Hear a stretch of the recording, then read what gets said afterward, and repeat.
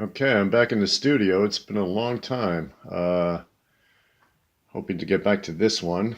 This is a painting called Power 2. There is a Power 1. I'll show that one to you in a minute. It's a variation of a work I did years ago. Here, what I've done and what I've been experimenting with lately is a heavily gessoed canvas. Put down a lot of gesso for the texture. It's not random. As you can see, there's swirls and things. I mean, I knew there were going to be clouds here. So I kind of let the texture of the gesso dictate the clouds, and then putting down washes, very thin layers of paint, and then pulling it off with a rag, which created this.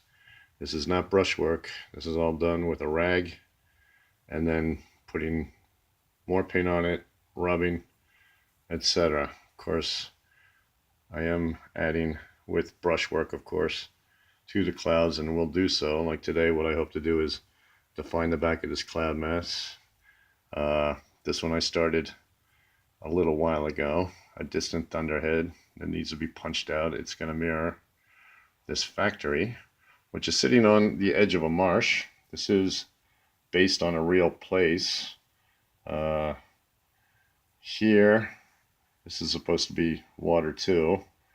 I know it just looks like a path. What I want to do is clarify the front with the very highly defined reeds, maybe. Maybe the factory a little bit more, but for the most part, I want to leave it kind of faded, like an old photograph, maybe. So let me show you the original. Well, first of all, here's an example of what I'm talking about. This is Autumn Equinox, a painting I did last summer. As you can see, the background is very faded and hazy, but I punched out, and these four clouds are very defined, and so some of the foreground of the painting. So that's kind of like the idea I have in mind. This is the original Power, which I did back in 2004 when I was pretty much just starting out. It's washed out, which I did on purpose, but there are clouds in the background. I don't know in the light if you can see it.